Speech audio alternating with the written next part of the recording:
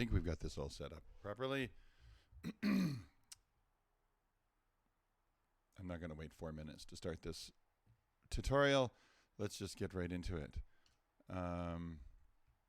Coding. Hello, I'm Sath. Sassafras. What? Anyways, here we are. We are looking at monitor 2 bleep. Are we looking at monitor 2? What the flavin', flappin', burpin', flurpin', flurpin'. Monitor 2, properties, display monitor 2. Ugh. Does it need to be transformed fit to screen? Why is it black? Oh, for crap's sake. Okay, this tutorial is going really well right now.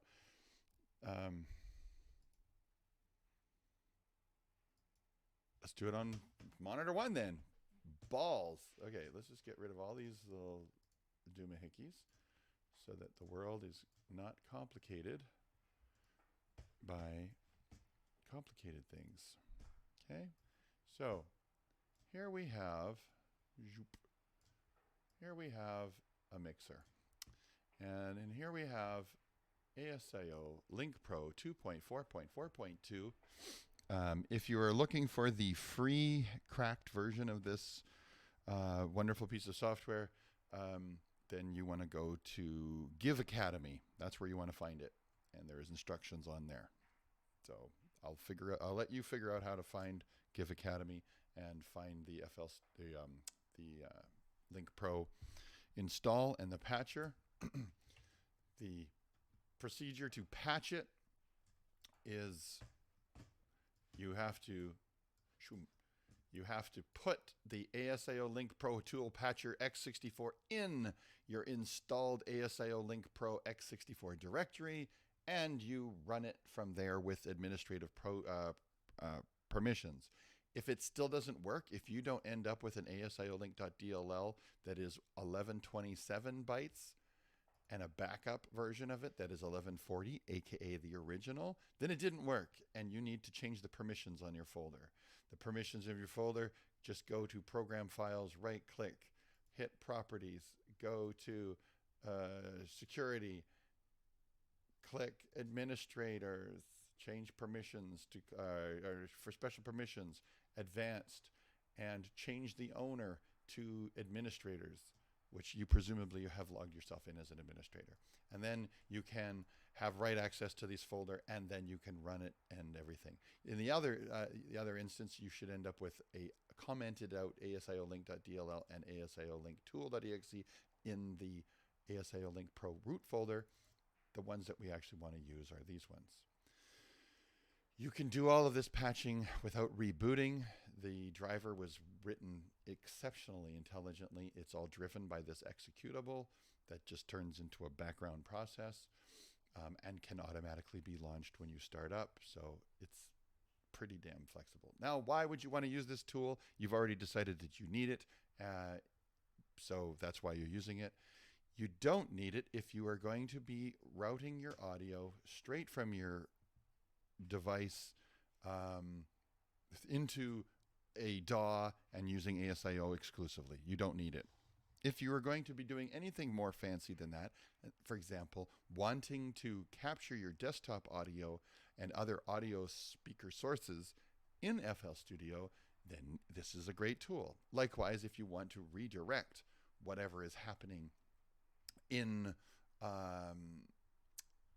all of these channels, then it's a great tool. When you install ASIO Link Pro, you are given a choice to install 16 stereo channels or 4 surround sound channels. I have opted for 4 surround sound channels. I think it's cooler.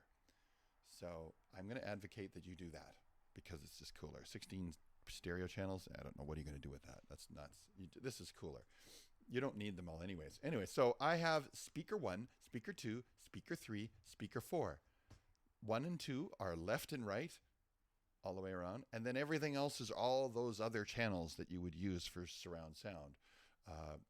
I guess that's It might be like 1 is center, 2 and 3 are front, left, front, right, center, left, center, right, rear, left, rear, right, and sub. If you actually route things and send things to those, then it will actually work. But we're going to get to that, okay? So we're going to come to that. Now, I have studied this thing so many times and forgotten everything, and have made some tutorials that purportedly have helped and have confused and have had people watch them multiple times. I'm going to try to make this even more clear. So, the confusion with this silly bugger thing, let me just bring up the other one. So there's 3 pieces to this, okay? I'm going to put them all here. I'm going to minimize everything so that we're, oh my God, okay. Even that's not a very clean background. Why don't I just open new, I'll just make this my background. Okay. It's terrible. It's really quite terrible. Okay, so ASIO Link Pro comes with this little tool, and it allows you to set it up and then launch the patch bay. And that's what we're going to call it, okay?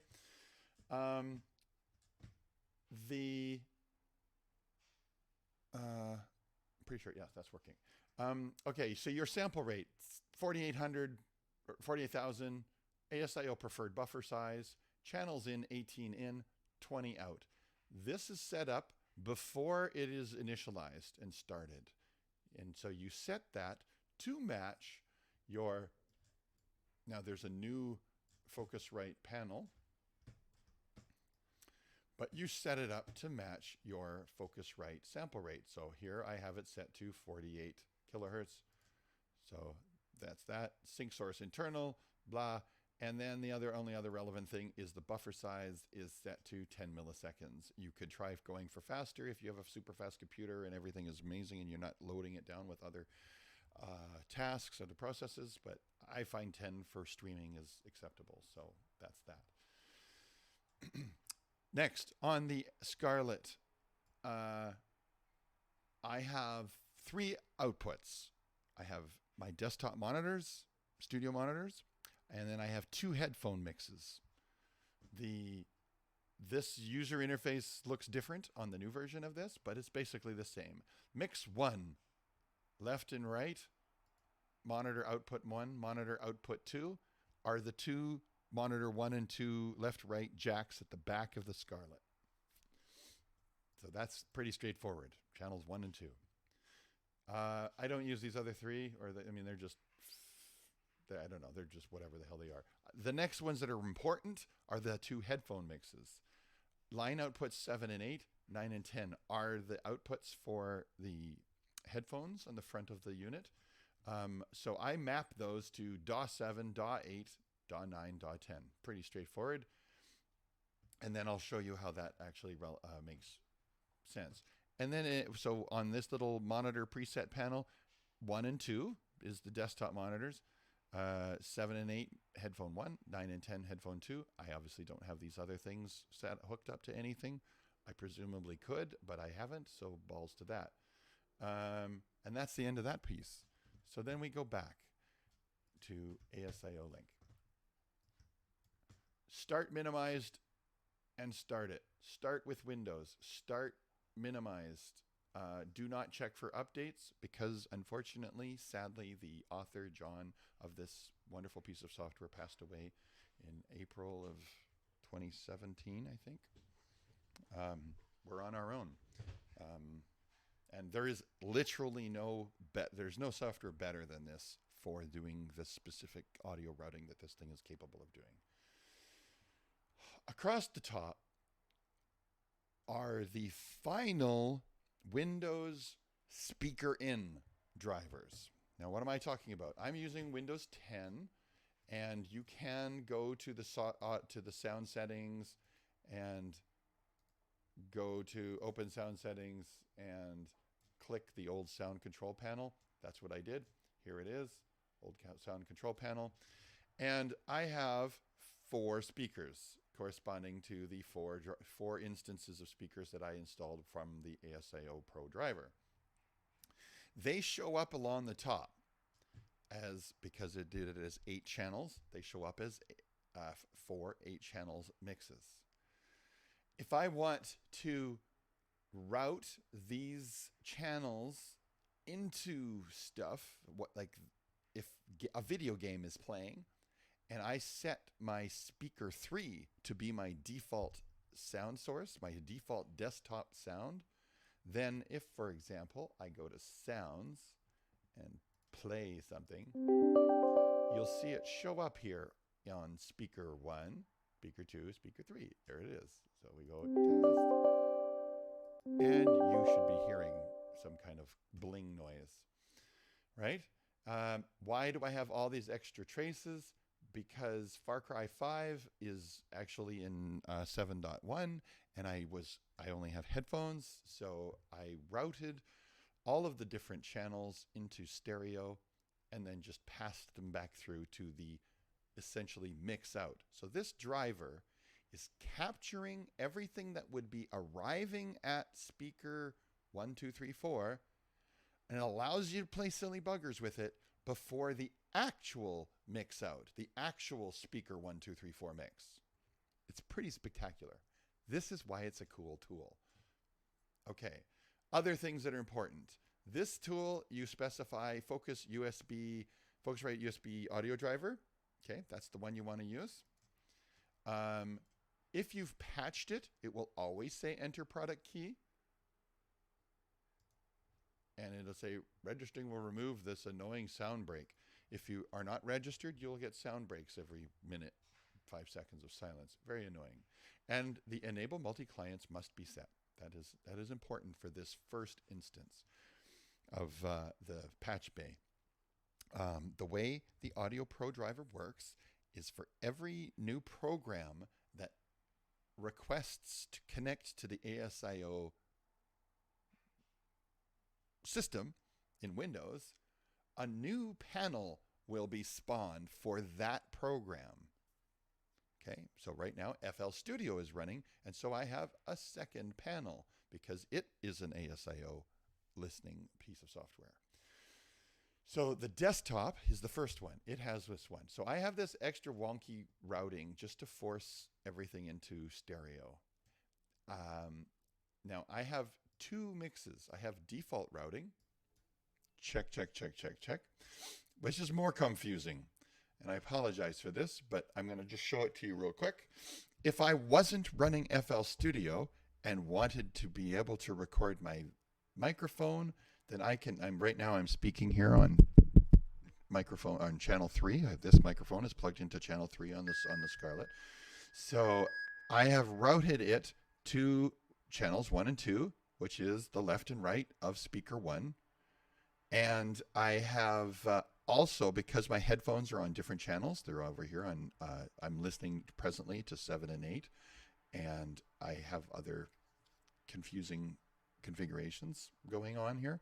I have them routed to other places, but, and then because my desktop mix is 3 and I have it set up. We'll get to that. Anyways, that's what this allows me to do. It allows me to change what speakers things would typically go to where I want them to go to. But anyways, because I always have FL Studio running, I do not route the microphones at all. I let FL Studio do that, and happily it does it magically and automatically once it's all been configured properly.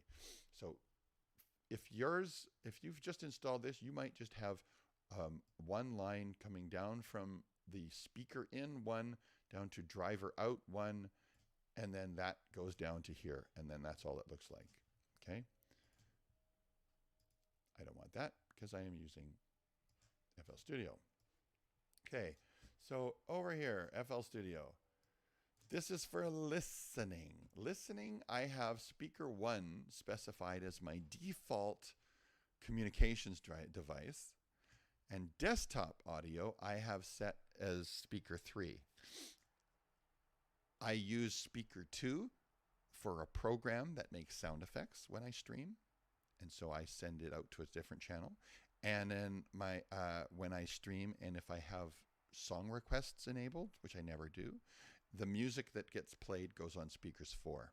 I have my own music player, and I just have it go to a different channel. That way I can mix them, you know, or I can be listening to music and not have it going to the stream. But that's OBS business. I didn't make that the point of this tutorial. Okay, you're all with me? Continuing.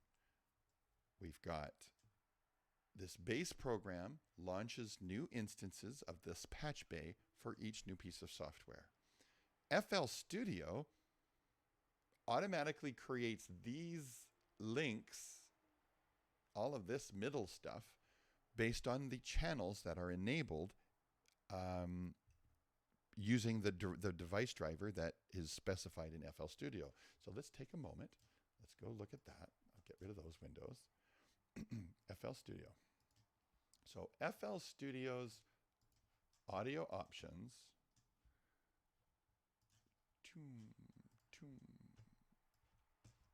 are here. Okay. So I have specified the ASIO Link Pro device driver. If you do not need to do all this silly buggering and you don't have ASIO Link Pro, then you would preferably use the FL Studio ASIO. It's kind of like the best driver, generally, I find. You could go direct to the Focusrite and you might be able to get lower latency, perhaps. It's not a bad driver, but the FL Studio one, Fruity Loops driver is really good too. But anyways, we don't care about that. ASIO Link Pro. And badoink, that gives us a new instance of the panel. I gotta bring it back up here again. Boink, boink, boink. And now we have this. So because I have channel 3 and it goes into the ASIO host in mix. So the host in mix, so here's what it is. The driver is getting a signal on channel 3 from the Scarlett, and that's where it's arriving in software land. And because in FL Studio, I go to this, why does that keep popping over there? Because this microphone is bound to link in 3, if I see, I'll change it.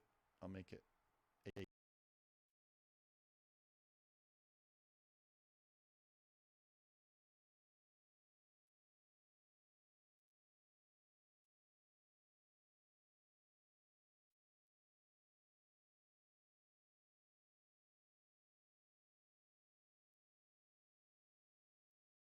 I'll turn on another mic so you can still hear. I'll turn on this mic so you can still hear me. So this is mic 4, but I see I switched mic 3 to channel 8, and boing, there's a little red bar connecting line 8 to. Now there's a problem with my microphone. I changed the tube, but it didn't make a difference. It's actually worse now. Fuck. Anyways, let's put this acoustic mic back to line 3. And now you can hear me just fine, and everything is great. And I'll get rid of the noisy mic. Okay, that's it. It's really simple.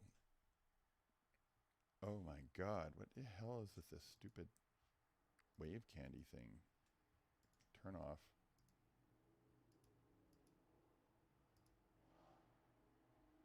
Okay. Acoustic, line 3. And now I've just routed it all the way over to all these places. I have the master out, channels 1 and 2. I have my desktop, 3 and 4. I have my headphones, headphones 1, 7 and 8, and headphones 2, 9 and 10. What do those look like? They look like boink. I know, it's just annoying. They look like this. So the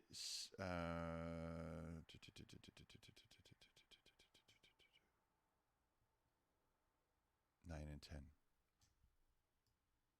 Those map, those numbers, those link out numbers, those are your Scarlett output numbers. 7 and 8, speaker 1, 9 and 10. Like that's what those numbers are. So you can see that 7 and 8, 9 and 10 are lit up because I'm talking on them. 3 and 4 are not lit up because it's muted. As soon as I unmute it, am I routing to it?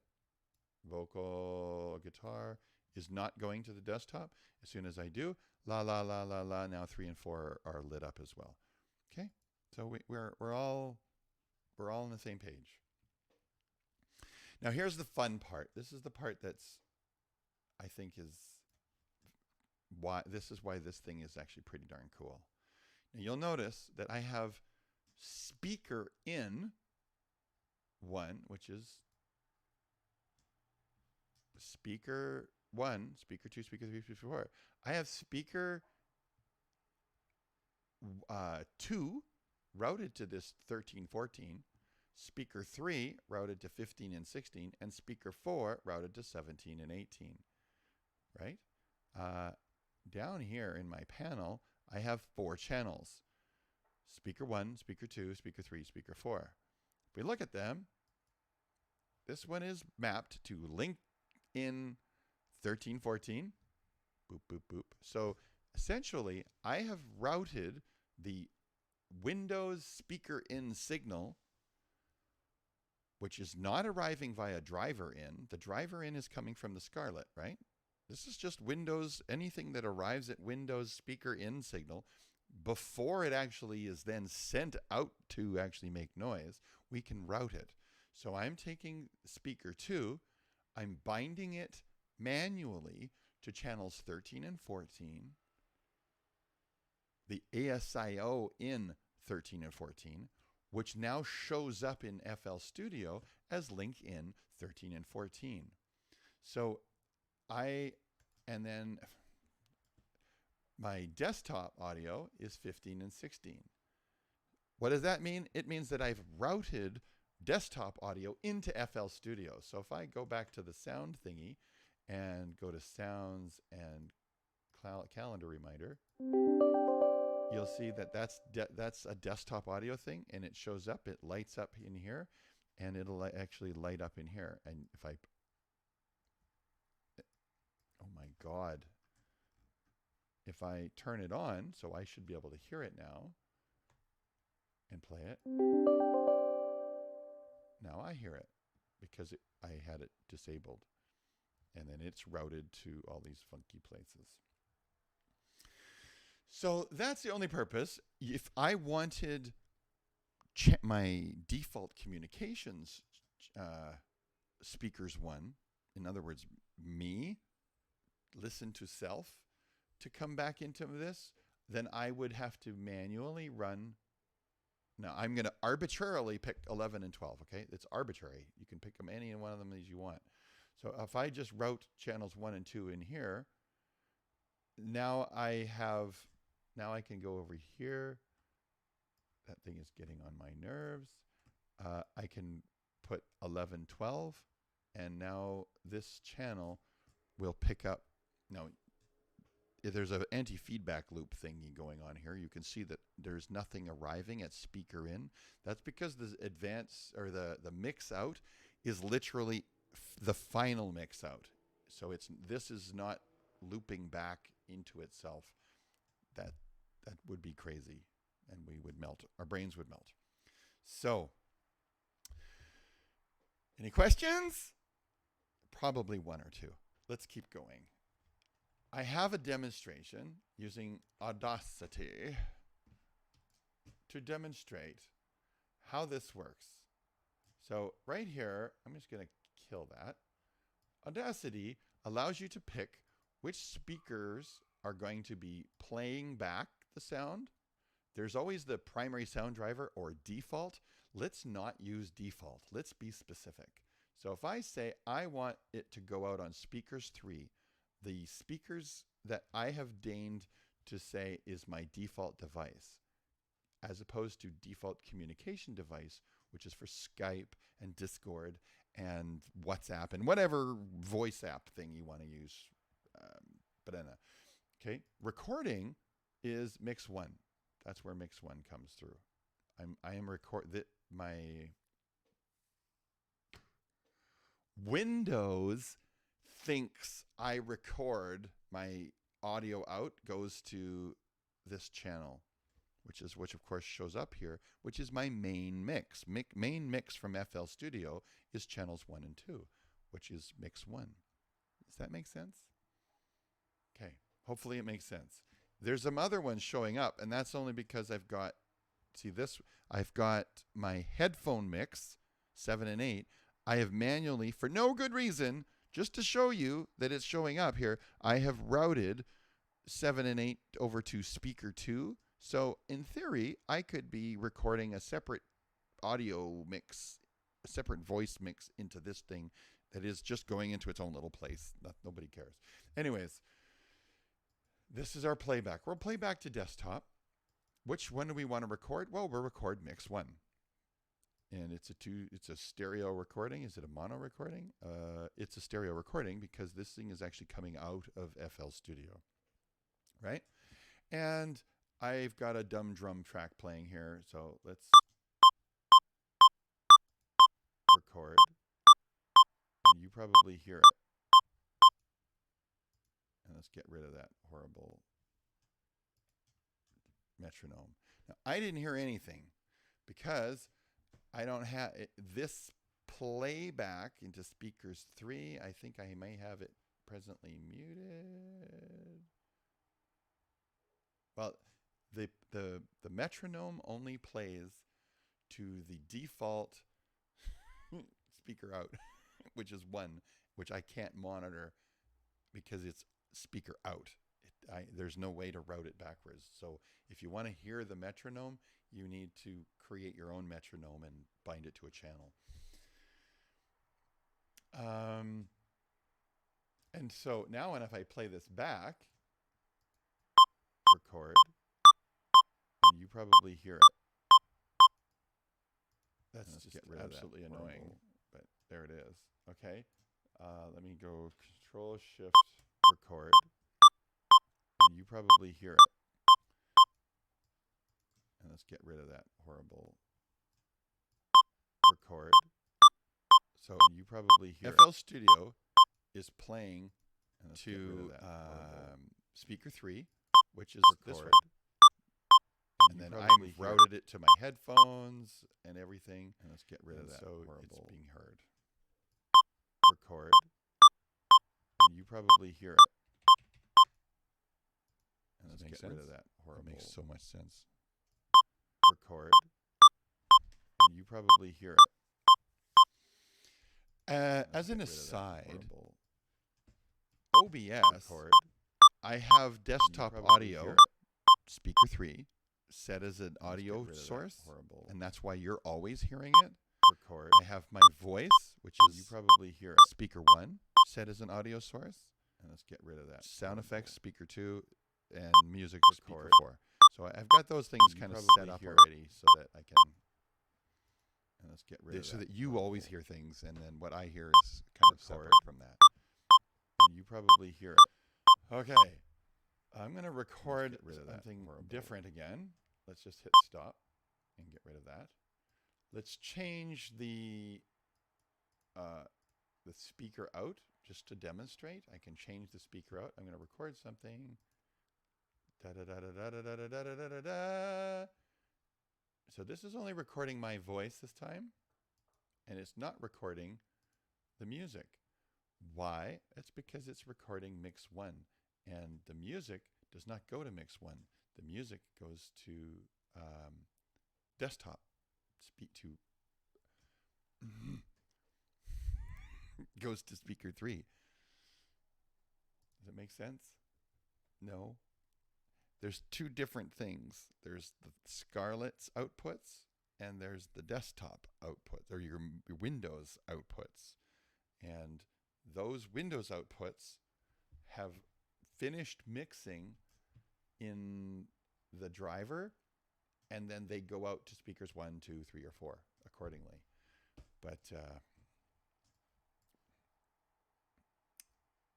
gosh, yes, it is confusing. And I thought I had this thing all settled in my head so I could make this make sense. if I hit play, I have this thing going to speakers 1. It's now actually coming through to speakers 1. And you can see it.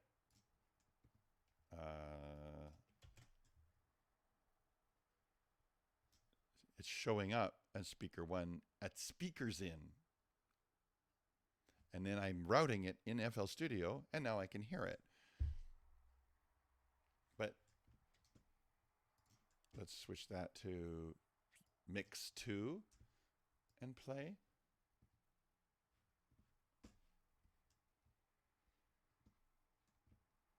Stop. That's recording mix 2. Speakers 2. Play. Record something. And now it shows up over here. It's showing up under speakers 2. I turn that one on. This is only recording my voice this time. And now you can hear it. I do that again. Record some. Go to speakers 3 and play. Record something. I hear nothing until I turn it up. So this is only recording my voice this time. That's the desktop. And lastly, for fun, speakers 4, play. Speakers 4 is off. It's on. It's linked to 17 and 18, which is what I have manually connected it to. I connected the speakers in, which is what Windows is receiving, and then I can quickly route that Windows audio into ASIO land and then run it around, play it, move it around inside of FL Studio. So I'm routing speaker 4 into 17 and 18, and then there it is, showing up on channel 4, 17, 18. And then I route it to the headphones, just like normal. Okay, there's another bit of fun that I was going to do with this particular stream, and that's surround sound. Okay, so let's say you want to make a surround sound thing, and you have the speakers that you have the speakers that you can route all of this to. Then first, obviously, you're going to create 8 channels. Center, front, left, front, right, centers, or front, center, front, left, front, right, center, left, center, right, right, rear, left, rear, right, and the subgroup. And then you're going to